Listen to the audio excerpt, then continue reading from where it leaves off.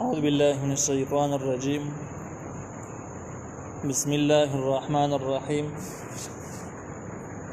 قال الذين استكبروا إنا بالذي آمنتم به كافرون.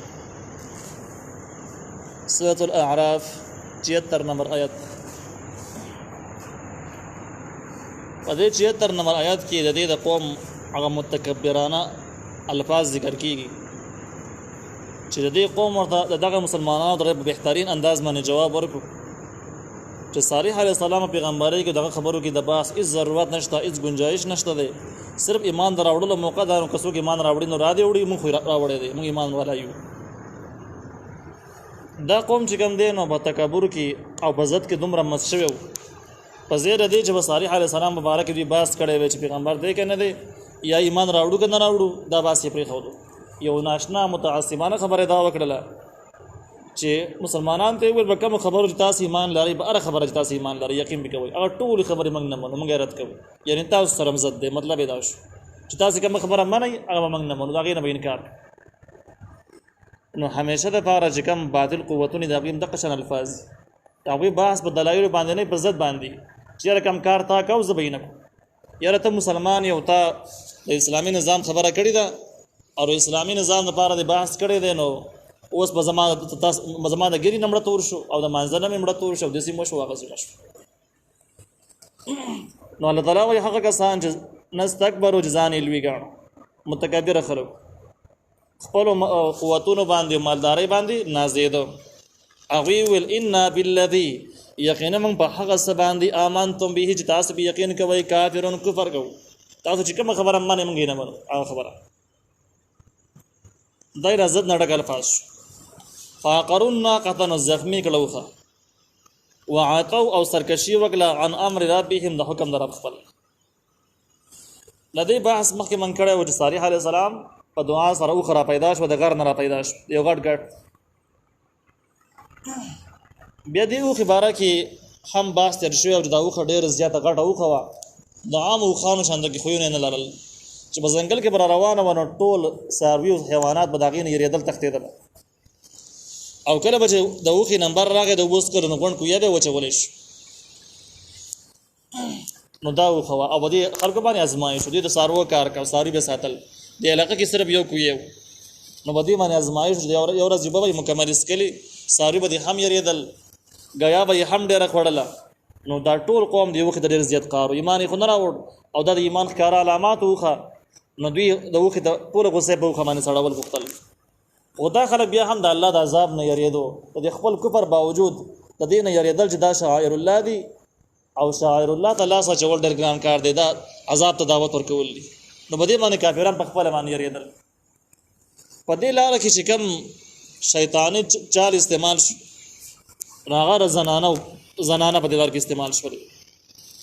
او شیطاني چالونو کې غټ چال هغه دی چې کوم شیطان د زنانو په لار باندې دغه چال استعمالوي چې څوک زنانه په فتنه کې اخته شي د هغوی سترګې یا قرون هر څه کار پرېږدي، د الله تعالی یره آخرت هر څه دې ورک شي. هغه خلک چې د هغوی سترګې د هغوی نظر په زنانو باندې پرېوځي، زنانو سره رابطې جوړې شي، ناجایز زنانو سره. د کفر چې څومره منصبې دي شیطاني کومې منصبې دي، نو هغوی غټه منصبه هم دا ده چې یاره خلک په دې لاین کې د زنانو په دې فتنه کې اخته شي،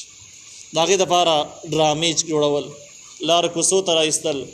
او د زنانو نمایش کول چې یاره په څه طریقه باندې خلک په دې مرض باندې اخته شي. نو بس دا ده چې په دې مرض کې څوک اخته وي نو بل عذاب بلې ګناه ته ضرورت نشته.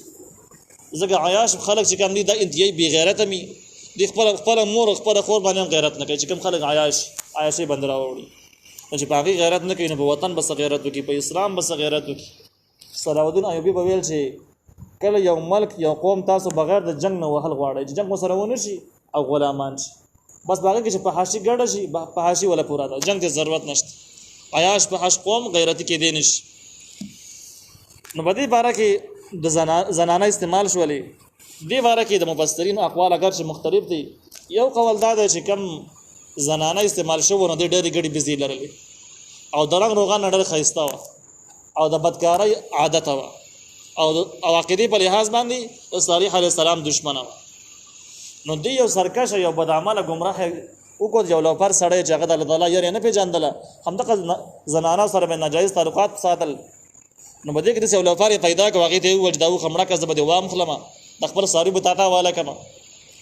نو هغه کس نوم چې کوم دی مفسرین قدار بن سالف یا قذار بذال سره قذار بن سالف ذکر کړی دی ځینې علماو لیکلي دي تاریخ ماهرینو چې د دې قدار بن سالف یا د قذار بن سالف سره 8 کسان نور عمر سره خو مشر یې دا او دا کار د په سر باندې غوښتي معرب القرآن ذکر کړی دی چې دا زنانه هم دوه وي او دا کسان هم دوه زنانه داسې وي چې عام اعلان یې وکړو چې موږ خپله باندې به داسې کسانو سره نکاح وکړو خپلې لوڼه به مو هغوی له ورکړو چې څوک داسې وکړي چې دا وخمړه کړي او بس خپل د حسن نمایش یې وکړو خلکو ته ځان وښودو په دې مرض باندې وایي دوه کسان اخته شو یو دا قدار بن سالف دی یا قذار بن سالف او د دویم نوم یې مصداع ذکر کړی دی په سوال سره مصداع نو دا قدار بن سالف او مصداع چې کوم دی نو دوی رالو او د یوې ګټې لاندې ورته کېناست دا مصداع چې کوم دی نو دې غاښ یې راواغسته په دې اوښه باندې ورویسته اوښه به غاښ باندې ولګېدله او د قدار بن سالف ورمنډه کړې بس زخمي حالت کې د زر زرې تخپې کټ کړې د هغې نه بعد یې الاله کړله دا جرم چې کوم دی نه صرف 2 کسانو کړی دی خو نسبت یې ټول قوم ته کېږي او د قرآن د الفاظو نه معلومیږي چې د قوم بدبخته خلک دغه 2 کسانو ذکر د دې 2 بدبختانو په وجه باندې الله تعالی غون قوم هلاک اوس سوال دا دی چې دا جرم 2 کسانو کړی دی غون قوم څنګه هلاک کېدو جواب د هغې دا دی چې دا غون قوم به د جرم باندې راضي وو او سړی چې کله به یو جرم باندې قوم راضي شي یو خلک اگر که دا جرم دوی نه یې کړی هم د دې ته به نسبت کېږي او دوی به دغه جرم کې ککړ شمارلی کېږي لکه مخکې دا بحث تېر شوی او چې الله تعالی هغه یهودیان مخاطب کول چې کوم نبي علیه السلام زمانه کې چې تاسې هغه بدبخته خلک چې پیغمبران هم شهیدان کول نو عقل ته کوم دا سوال حل کړی و چې نبي علیه السلام زمانه کې پیغمبران نه دي شهیدان شوي هغه مخکینی خلکو جواب یې همدغه دی چې څوک به یو جرم باندې راځي هغې ته ټیک وایي نو دا داسې دی لکه چې په خپله باندې کړی دی او دغه شان دی ممت کې مجرم دی نو دغه شان دی دا جرم دی 2 کسانو کړی دی یا یو کس کړی دی خو دا قوم سره پکې راضي دی نو دا جرم داسې شرک دی ټول قوم چې په شریکه باندې کړی نو الله وایي فعقروا الناقة زخمي کړله وخه وعتوا او سرکشي وکړه عن امر ربهم د حکم د خپل رب نه دوی د خپل رب ویلي د صالح علیه السلام په ژبه باندې چې د وخې به خیال ساتئ او دې ته به تکلیف نه رسوئ او دوی زخمي کړله بیا یې مړه کړه چې کله یې وخه مړه کړله دا د الله تعالی نظام دی چې څوک به ظلم کې حد ته ورسېږي الله تعالی پې عذاب راولي د عذاب نه مخکې د خلکو زړونه هم سخت کړي او داسې سخت کړي چې ښکاره د عذاب علامات به ښکارېږي او د دوی بڼونو کې به پوټې نرمي نه راولاړېږي بیا هم هغه سختې خوشې خبرې به بیا کوي د عذاب او د امتحان فرق هم دا دی لکه عذاب کې هم سخت دی په امتحان کې هم سخت دی د دوړو کې باریک فرق دا دی چې کله امتحان په سړی باندې راشي نو بر امتحان کې سړی مکمل مطمئن یریږي بد حواسه کېږي نه او دغه شان ده کې زړه سختېږي نه بلکې الله تعالی طرف ته توجه نور هم سوا کېږي عذاب علامات دا چې کله عذاب شروع شو نو عذاب داسې شی چې په دې کې به زړه سخت شي او نور سرکشۍ ته به نور هم زړه میلان پیدا شي نو په دې ټایم کې اوښه مړه کړله د اوښ ښکاره معجزه وه دوی پېښه پوهېدل چې دا کار جرم دی نو د توبې په ځای باندې دوی زړونه الله تعالی نور هم سخت کړه چې سخت یې کړله نو اوس یې سختو الفاظو ته غوږ شي د اوښې د وجلو نه وروسته وقالو او وی ویل یا صالح ای صالح علیه السلام یا صالح ائتنا ای صالح علیه السلام راوړه موږ ته بما هغه عذاب تعیدنا چې پې موږ یېرې ویل اوښ هم دله مړه کړه تا ویل چې مې وژنئ او تاسو ویل چې عذاب به در باندې راشي اوس هغه عذاب در راولېږه چې کوم عذاب نه تا موږ یېرولو هغه رانازل کړه ان كنت من المرسلین که ته یې در رالېږلی شوی پیغمبرانو نه که ته رښتیا پیغمبر یو د پیغمبرۍ خبرې کې نو بس عذاب راوله موږ پې مړه کړه ځکه چې موږ خو دله اوښه مړه کړه نو په دې ټایم کې د زړونو د سختیا هغه اندازې ولګېدلی دومره سخت ګستاخ الفاظ یې شروع کړو نو دومره بېادبه الفاظ به هغه خلک استعمالوي دومره ګستاخ چې کوم خلکو زړونه سخت شوي بیخي د عذاب مستحق ګرځېدلي د هغوی الفاظ بیا هم انتهایي بدترین الفاظ هغوی په خوله باندې جاري کېږي الله وایي فاخذتهم الرجفة نو ونیو دوی لره زلزلې رجفه زلزلې ته ویل کېږي فاصبحوا نو دوی وګرځېد په دارهم په خپلو کورونو کې جاثمین نسکور را پرېوت مړه شو دې ځای کې د زلزلې بحث دی په نورو ځایونو کې به راشي چې فاخذتهم الصیحة دوی لره ونیو یوې چغې یو هیبتي اواز پرې وشو معرف قرآن ذکر کړي د چې دا دوه عذابونه په دوی راغلي دوی د دوی عذاب هغه صورت حال داسې چې تقریبا د بوت په ورځ باندې دوی وخمړه کړه چې کله یې مړه کړه صالح علیه السلام ته وارننګ ورکړه چې عذاب در باندې راوله چې کوم عذاب نه تا موږ یې راوړو را باندې راوله صالح علیه السلام ورته ویل چې به تاسو باندې عذاب بیخي راتلو والا دی 3 ورځې بعد به تاسو باندې عذاب راځي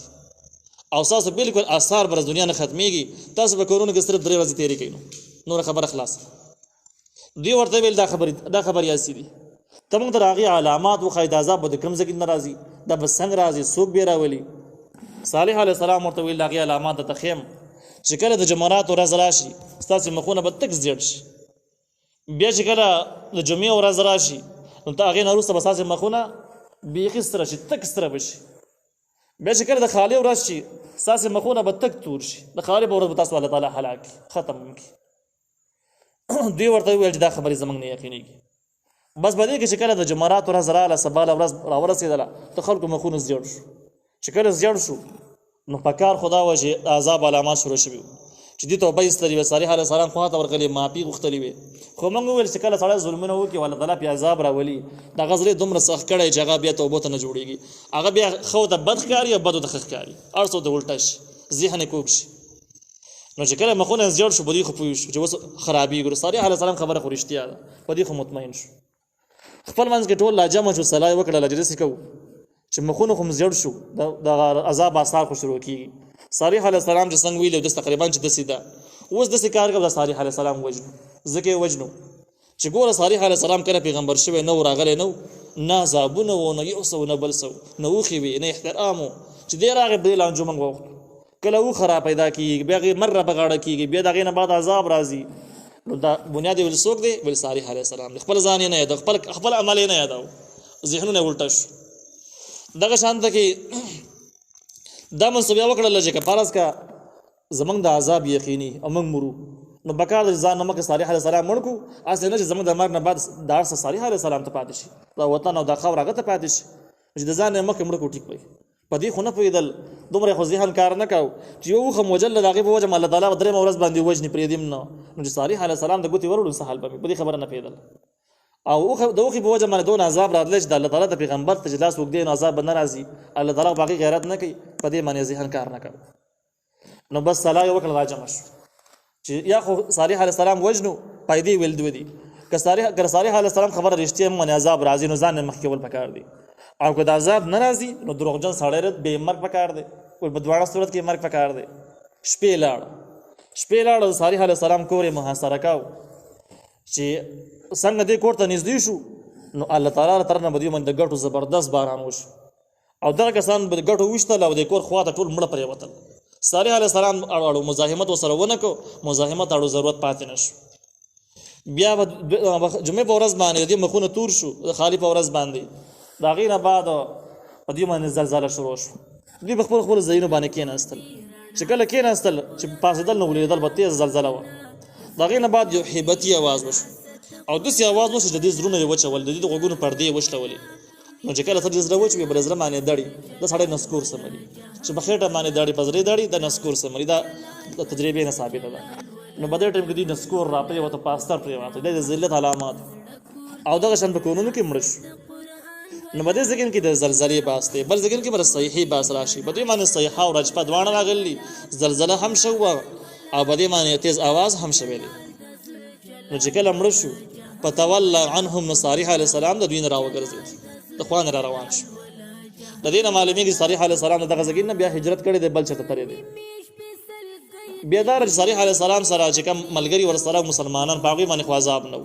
هغه نه چغي خراب کړو نه زلزلې خراب کړو خپل ځای باندې په آرام او اطمینان باندې ناسو کله چې قوم هلاک شو صالح علیه السلام دغه ځای نه هجرت شروع او د قوم ته مخاطب شي او پرځي خطاب ورته نو ورته ویل چې یا قوم ازما قوم لقد ابلغتكم رساله ربي یقینا ما ورثه تاسو ته پیغام د خپل رب ونصحت لكم تاسو خیرخواهی مې ولټوله ولکن لا تحبون الناصحين لیکن تاسو محبت نه کوئ د خیرخواه سره چې څوک زمانه خپه کیږي تاسو هغه بدیش چې څوک زمانه نه خپه کیږي دا غي سره مینه دسي خلک یې دا غیر ما صالح علیه السلام رخصت شو زین روایتو کې صالح علیه السلام سره په دې ټیم کې 300 ملګری ورسره دي مؤمنان هجرت دغه ځګین نو بیا چرته لاړو یو روایت کې دی چې د یمن ته لاړو یمن کې خضرموت نوم یو علاقه ده په هغې کې صالح علیه السلام وفات شو هلته کې مؤمنان بیا پاتې شو دویم روایت پکې دا هم دی چې مکې معظمې ته راغلی دی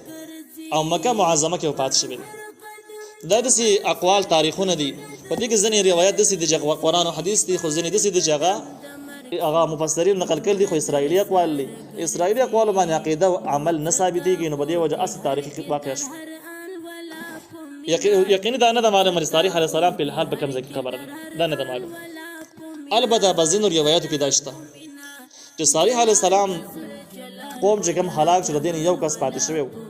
د عذاب په ټایم کې هغه مکې معظمې ته راغلی د حرم په حدودو د حرم د احترام د وجه نه الله تعالی په دې باندې عذاب رانوست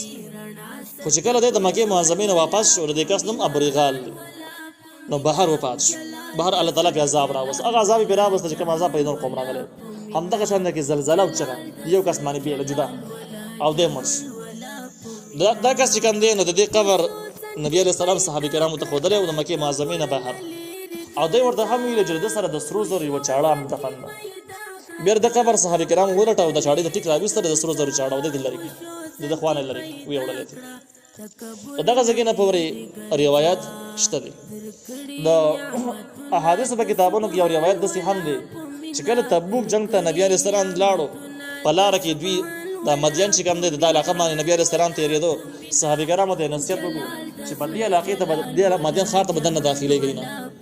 په دې کې چې کوم کویان دي د هغې نه به اوبه نڅکي په دې باندې زبردست عذاب تېر شوی دی د هغې عذاب اثرات او علامات په الحال موجود دي لهذا داسې د عذابونو والا زګینې اوبه به نه استعمالوئ دا د صحت دپاره فایدهمنې نه دي